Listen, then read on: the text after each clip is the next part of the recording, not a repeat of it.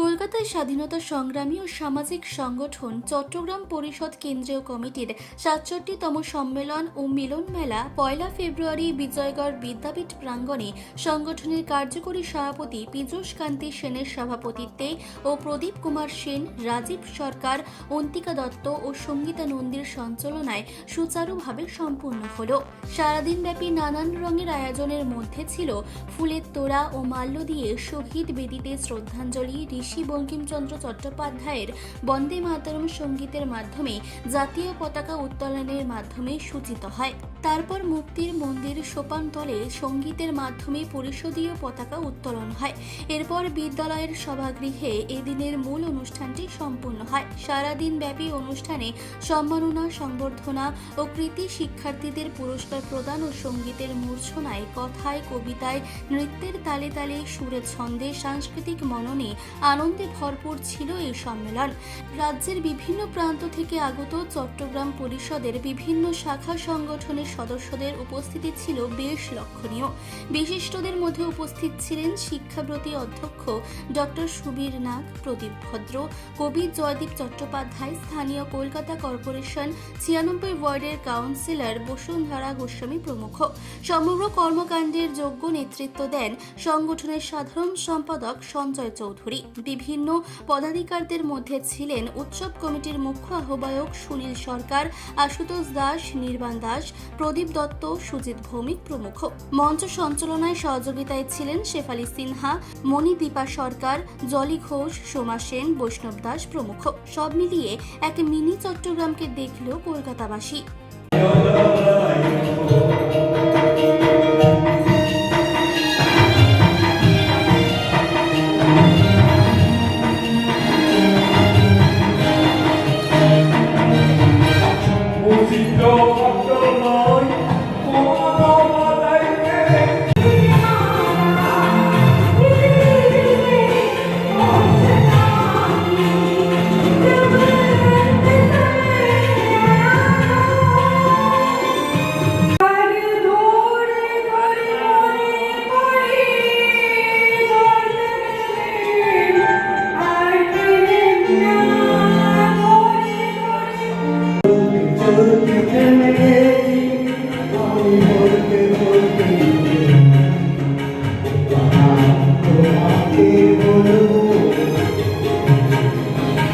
আমি ভেবেছিলাম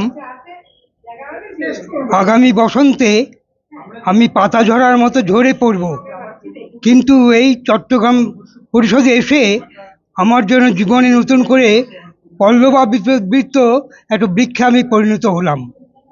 আমার ভালো লাগছে যে আমার ছোটোবেলার দেখা চট্টগ্রাম সোনার মতো ছিল। আমার বড় জ্যাঠামশাই যতীন্দ্রলাল সেনগুপ্তকে প্রথম গ্র্যাজুয়েট হিসাবে ধলঘাটে ব্যান্ড বাজিয়ে জায়গাটা ঘোরানো হয়। আমার সেটা মনে আছে। একদিন মা কাপড় পরছে, মার ডায়েরি থেকে এই ঘটনাটা জানি। মা কাপড় পরা শিখছে, 9 বছর বয়সে মার বিয়ে। সেখানে কাপড়ের পেছনে ছোট্ট একটা কাগজ বেঁধে দিয়ে একজন মেয়ে বলছে যে এটা ওই বাড়িতে পৌঁছে দিয়ে আসিস। দাঁড়া একটু দাঁড়া, কলসিটা কাঁখে নে। একটা ছোট্ট পেতলে কলসি এনে মার কাঁখে দিয়ে দিল। যিনি দিলেন তিনি পিতলতা ওয়াদ্দেদার, আর যার বাড়িতে চিঠিটা পাঠানো হচ্ছে তিনি গণেশ বাবু। সেই গণেশ ঘোষের বাড়িতে চিঠি পৌঁছে মা দিয়ে এলো। 1981 সালে গণেশবাবু আমার বাসায় রামকৃষ্ণ মিশন কোয়ার্টারে এসেছিলেন এবং আমাকে তার লেখা বইগুলো দিয়ে গেছেন। আমি চট্টগ্রাম পরিষদকে এই কথা বলেছি যে চট্টগ্রাম পরিষদ যদি একটা মালা হয়, আমি যেন তার একটা ফুল হয়ে থাকতে পারি। ধন্যবাদ। বেশিরভাগ মানুষই পূর্ববঙ্গ থেকে আসা, তো একটি জেলা ধরে সংগঠন করে তারা এরকম করছেন, সেটা খুব ভালোই লাগছে যে সকলের সাথে যোগাযোগটা ছিন্ন করেননি, কোত্থেকে এসেছেন সেই রুটটাকে ভুলে যাননি। এটা একটা অসাধারণ অভিজ্ঞতা। আমার বাবাও আসতেন এখানে, আর আজকে আমাকে ডেকেছে, সেজন্য তো আমি কৃতজ্ঞ বোধ করছি। এই যে চট্টগ্রাম পরিষদের সদস্য থেকে আরম্ভ করে শরৎচন্দ্রের যে উত্তরসূরি তারাও এসছে আজকে, তাদের এবং আজকের যুব সমাজকে কি আপনি বার্তা? আমাদের যুব সমাজকে কি আর বার্তা দেবো, তারা তো মানে তারা যাতে রুটটা না ভুলে যায় যে কোথা থেকে এসেছি, পূর্ববঙ্গের মানুষেরা কিভাবে ছিন্নমূল হয়ে এসেছে, তারপরে তাদের নিজেদেরকে কিভাবে প্রতিষ্ঠা করেছেন সমস্ত দিকে সমস্ত কিছুতে। জমি আন্দোলনের কথাটা যাতে একেবারেই না ভুলে যায়, যে ছিন্নমূল মানুষগুলো কিভাবে এখানে জমি পেয়েছে, পাট্টা পেয়েছে, কিভাবে গড়ে উঠেছে পুরো অঞ্চল। আমাদের যাদবপুর এই অঞ্চলটা পুরোটাই ম্যাক্সিমামটাই পূর্ববঙ্গের থেকে আসা মানুষদের হাতে তৈরি। আমি নিজে ছিটে বেড়ার ঘর দেখেছি, টিনের ঘর দেখেছি, খাল বিল ঘেরা একটা জায়গা দেখেছি। আমার যথেষ্ট বয়স, আমি দেখেছি আর কি। তার উপরে আমার মানে গল্প শুনতে শুনতে ওদের থেকে আসার ফলে যে দুর্দশা, যে অবস্থা, যে সামাজিক পরিবর্তন, অনুশাসনের যেসব পরিবর্তন হয়েছে পরবর্তী জেনারেশনে, সেই সব কথাগুলো আমি আমার দিদাদের কাছ থেকে খুব শুনেছি। আমি পেয়েছিও দীর্ঘদিন ওনাকে, উনি দীর্ঘায়ু ছিলেন। তো আমি সবটা মিলিয়ে আমি খুবই গর্বিত যে এরকম একটি সংগঠন হয়, এভাবে এই সংগঠন বছরে একবার তাদের মেলামেশা হয়, এরকম ভাবে যোগাযোগ হয়। এটা 57তম, তাই তো এনাদের?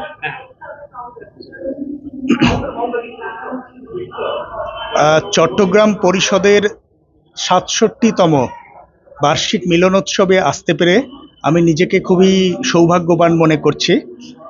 চট্টগ্রাম পরিষদ মূলত বিভিন্ন স্বাধীনতা সংগ্রামী এবং অবশ্যই আমাদের চিরপ্রণম্য মাস্টারদা সূর্য সেনের নামাঙ্কিত, এবং তার যে ভাবাদর্শ, তার যে স্বপ্ন, সেটাকে সঞ্চারিত করার একটি মহতী প্রতিষ্ঠান। তো আমি এই অনুষ্ঠানের সমস্ত উদ্যোক্তাদের ঋষি বঙ্কিম পরিবারের একজন সদস্য হিসেবে সকলকে অভিনন্দন জানাচ্ছি। কারণ আমরা জানি যে আমাদের স্বাধীনতা সংগ্রামে কত কত মানুষের আত্মত্যাগ, কত কত মানুষের জীবন বলিদান হয়েছে।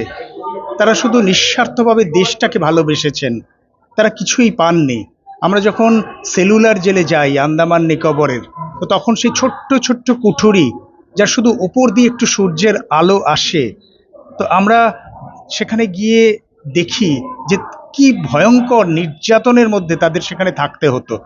সেই তাদের কলুর বলদ যেরকম ওই সর্ষে পেশাই করে, তো সেই আমাদের বিপ্লবীদের সেই রকমভাবে সর্ষে পেশায়ের কাজ করানো হতো এবং তাদের উপর চাবুক চালানো হতো, নির্যাতন করা হতো এবং তাদের সেখানে ফাঁসিতে ঝোলানো হতো। অর্থাৎ এরকম এক যন্ত্রণাময় অধ্যায়ের মধ্যে দিয়ে আমরা স্বাধীনতা পেয়েছি। আমরা আজ বিশ্বাস করি আজকে 2026-এ দাঁড়িয়ে আবেদন নিবেদনের মাধ্যমে আমাদের স্বাধীনতা আসেনি, এসেছে সশস্ত্র সংগ্রামের মধ্যে দিয়ে, এবং অবশ্যই নেতাজি সুভাষচন্দ্র বসুর আজাদ হিন্দ ফৌজের যে বীরত্ব, তার মধ্যে দিয়ে। তো আমরা কেউই চাইনি খণ্ডিত স্বাধীনতা, কিন্তু যেটা হয়ে গেছে সেটা আমাদের মেনে নিতেই হয়। আমরা জানি দেশভাগের যে যন্ত্রণা, কোটি কোটি মানুষ উদ্বাস্তু হয়ে এক কাপড়ে সহায় সম্বল সব বিসর্জন দিয়ে এদেশে চলে আসা। তো আমরা চাইব যে মানুষ অন্তত স্বাধীনতাটার মর্ম যাতে বোঝে, এবং স্বাধীনতা সংগ্রামীদের প্রকৃত শ্রদ্ধার্ঘ্য তখনই অর্পণ করা হবে যখন আমরা দেশের সমস্ত মানুষকে ভালোবাসবো, আমরা তাদের স্বপ্নকে সাকার করতে পারবো। কারণ আমি বিশ্বাস করি ঘটা করে শুধু আমার স্বাধীনতা সংগ্রামীদের আমি মালা পরালাম জন্মদিবসে বা তিরোধান দিবসে, তাহলে তাদের প্রতি প্রকৃত শ্রদ্ধার্পণ হয় না। হয় তখনই যখন তাদের ভাবাদর্শ আমরা বহন করতে পারবো এবং সেটা আমরা সঞ্চারিত করতে পারবো। আমরা এখন একটা কঠিন সময়ের মধ্যে দিয়ে যাচ্ছি, যখন আমাদের ভারতবর্ষে বিভিন্ন বিচ্ছিন্নতাবাদী শক্তি, অপশক্তি আমাদের ঘাড়ে নিঃশ্বাস ফেলছে। তো আমরা জানি যে যেটা বঙ্কিমচন্দ্র চট্টোপাধ্যায় বলেছিলেন, দেশ আমার মা এবং দেশমাতৃকা স্থান সবার ঊর্ধ্বে। তাই আমরা সেই ভাবাদর্শ বহন করি যে যে কোনো মূল্যে আমার মাতৃভূমি, আমার স্বদেশ, তার যে গৌরব, তার যে পরম্পরা, তার যে উত্তরাধিকার, যেটা হাজার হাজার বছরের উত্তরাধিকার, সেটা বহন করার দায়িত্ব আমাদেরই। তাই আজকের এই উৎসবে আমি যেটা বললাম, আমাদের অঙ্গীকারবদ্ধ হওয়া দরকার যে যতই প্রতিবন্ধকতা আসুক, যতই অন্ধকার আসুক, যতই রক্তচক্ষু আসুক, আমরা মিলিত প্রত্যয় সব কিছু আমরা ধ্বংস করে আমরা আলোর পথযাত্রী হব। আমরা আমাদের ভারতবর্ষকে জগৎ সভায় শ্রেষ্ঠ আসন অবশ্যই পৌঁছে দেব। এটা আমাদের অঙ্গীকার, এটা আমাদের শপথ। জয় হিন্দ, বন্দে মাতরম। আমার নাম তন্ময় মিত্র। আমার বাবা Sutaman Kumar Mitra, ex Indian air force, both my mother and father. আর সবচেয়ে আজকে আমার সৌভাগ্য যে আজকে আমি সেই স্কুলেই দাঁড়িয়ে আছি, বিজয়গড় বিদ্যাপীঠ, যেখানে আমার বাবা পড়াশোনা করেছেন। খুবই মেধাবী ছাত্র ছিলেন, অলওয়েজ সেকেন্ড আসতেন, আমি আসতাম না। তবুও আমার খুব সৌভাগ্য যে এই বিদ্যাপীঠে দাঁড়িয়েই আজকে দেখতে পারা যে আমার বাবা এখানেই একটা পারফরমেন্স করেন, এসব গান করেন, মা তার উপরে নৃত্য পরিবেশন করেন, আর আমিও একটি গান পরিবেশন করি সে কিশোর কুমারের। আজকে যেটা আমার জন্য উপলব্ধি। আমি পাপিয়া মিত্র বলছি। আমি চট্টগ্রাম পরিষদের সঙ্গে অনেক বছর ধরে জড়িত আছি মনে প্রাণে। আমার এখানে আসলে খুবই ভালো লাগে যে অনেক কিছু অজানা তথ্য আমি জানতে পারি, যেটা আমি জানতাম না চট্টগ্রামের ব্যাপারে। সেই সব তথ্যগুলো আমি জানতে পেরেছি এবং এদের যে সুন্দর একটা উপস্থাপনা করে এবং এই যে অনুষ্ঠানটি এত সুন্দরভাবে পরিবেশন করে, এটা আমার ভীষণ ভালো লাগে। আর আমি অনেক বছর ধরে এখানে আসছি, আমার খুব গর্বিত অনুভব করি এবং আনন্দিত হই। এই অনুষ্ঠানের মাধ্যমে বর্তমান জগৎকে কি বার্তা দেবেন? বর্তমান জগৎকে এইটাই বার্তা দেব যে আমাদের যে নতুন জেনারেশন যারা আছে তারা এই চট্টগ্রাম পরিষদের ব্যাপারে তারা একটু জানুক। যারা নতুন জেনারেশন তারা অনেকেই অনেক কিছু জানে না। তারা আজকে 67তম চট্টগ্রাম পরিষদের এই বার্ষিক সম্মেলন হচ্ছে।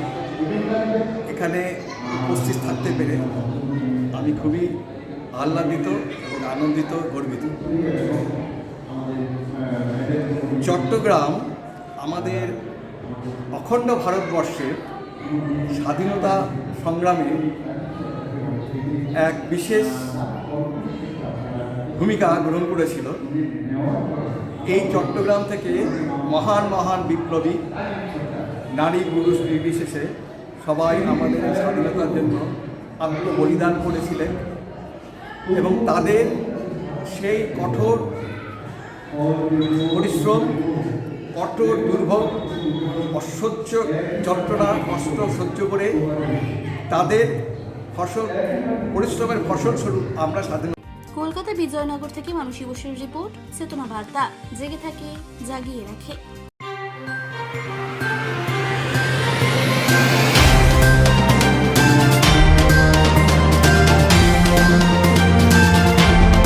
চেতনা বার্তা, জেগে থাকে জাগিয়ে রাখে।